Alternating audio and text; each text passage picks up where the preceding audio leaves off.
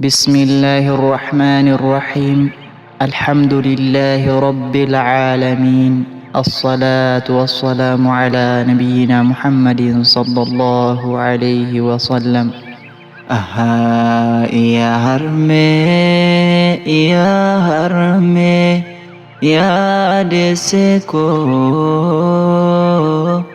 يا هرمي يا ديسكو Utuu rakkadhee tan hin dandeenye rakkoo Utuu rakkadhee tan hin dandeenye rakkoo An sirraa fagaadhee jiraachuu hin danda'u Haadha koo si yaadee an akkam haa ta'u Haadha koo si yaadee an akkam haa ta'u Hedduu yeroo hundaa ifaajee narraa qabda Hedduu yeroo hundaa ifaajee narraa qabda Abbaa koo caalaa nama rarfatta Abbaa koo caalaa nama rarfatta Akka ija duraa si dhabu yoom jaalatta Harmee koo akkamiin na dagatta Carraa jireenyaatu narraa si fageesse Carraa jireenyaatu narraa si fageesse Harmee too na yaadu ati yoom dandeesse Carraa jireenyaatu narraa si fageesse Harmee too ati na yaadu yoom dhiifte Anis carraa jireenyaaf sirraa fagaadhee Harmee too utoo lubbuun jirtuu si hawwuu mudadhee Utoo lubbuun jirtuu si hawwuu mudadhee Utoo lubbuun jirtuu si hawwuu mudadhee Ati naaf gaaddisa jireenyaa Ati naaf gaaddisa jireenyaa Deessee koo ati bar hin qabdu fakkeenyaa Ati anaaf gaaddisa jireenyaa Harmee koo ati hin qabdu fakkeenyaa Harmee koo ati hin qabdu fakkeenyaa Xiqqeenyarraan otoo waa'ee kee yaaduu har'a gahee Xiqqeenyarraa osoo waa'ee kee yaaduu kunoo har'a gahee Xiqqeenya kee harmee an baay'een hin dhagahee Xiqqeenya kee harmee an baay'een hin dhagahee jedhee ammal haa dubbadhu Yaa nama sirriitti yaada koo hubadhu Yaa nama sirriitti yaada koo hubadhu Xiqqeenya na guddisuu jecha xiqqaatte Anaa qoraan irraan na baatte Anaa qoraan irraan na baatte Na guddisuu jecha kan xiqqaatte Anaa qoraan irraan na baatte Dubbadhee waa fixaa Waan ati naaf taate Dubbadhee yoomiin fixaa waan ati naaf taate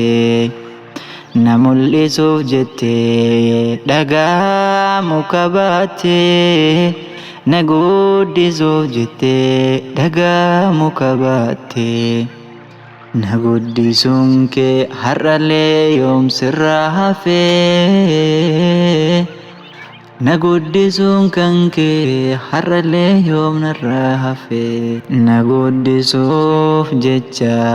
hedduu dhamaatee ji'a 9 guutuu garaatti na baattee na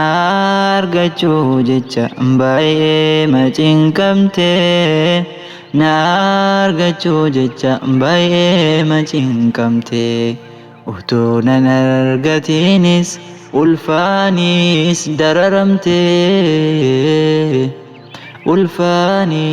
dararamtee wayii seenaa kee akkamiin dubbadhu Rabbumaa kanin siif kadhadhu Rabbumaa kanin siif kadhadhu waa'ee kee yoonin dubbadha jedhee hunda dubbachuun danda'u harmee koo narra deemii allafa sii ta'u waa'ee kee dubbadhus fixuu hin danda'u harmee ammasii haa ta'u narra deemii allafa sii ta'u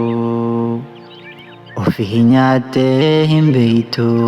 hanga an quufu na nyaattee kaa jettaa yommuun an kufu yommuun an daa'imu yommuun an kufu akkasitti jireenyi sitti taate gufu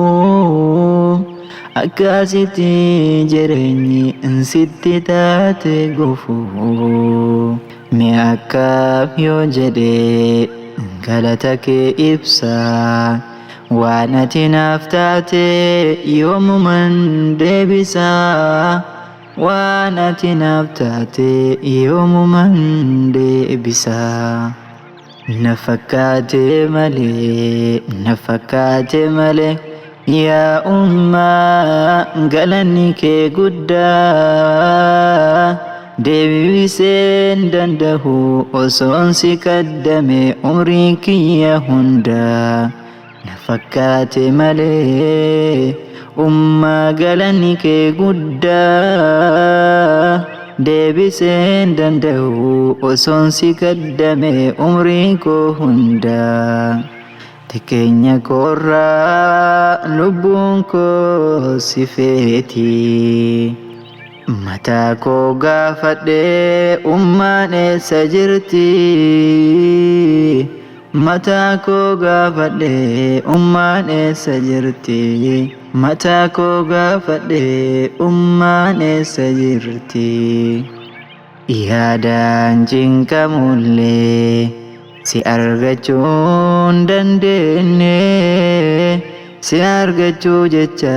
baay'ee macinqame kan namni naan beeyne keessatti dhibame yaadaan cinqamullee si argachuun dandeenye si argachuu jecha baay'ee macinqame kan namni naan beeyne keessatti dhibame kan namni naan beeyne keessatti dhibame carraa jireenyaatu narraa si fageesse na dhabuu kan kee atis yoom dandeesse anas carraa jireenyaatiif kan sirraa fagaadhe utuu lubbuun jirtu harmee si hawwuu mudadhe utuu lubbuun jirtu harmee si arguu mudadhe keessi koo isin lachuu yoom dagata harmeef baabaa koos yoom dagata abbaa koo keessi koo yoom dagata naan jedha ija keessa na ilaale ilmi koo kun yoom naaf guddata naan jedha ilmi koo kun yoom naaf guddata Baba ansillee yoom garaan koo si dagataa ija keessa na laalte ilmi koo kun yoom guddata jettaa yeroon an uffata dhabee hammam akka cinqamtu anis hubadheera garuu haati kootun waan hin ta'in hin qabdu kanaafin rabbiilleen isii faarsee kanaafin anillee isii dura aansee kanaafin anillee isii dura aansee utubaa jiruu na taatanii utubaa jiruu na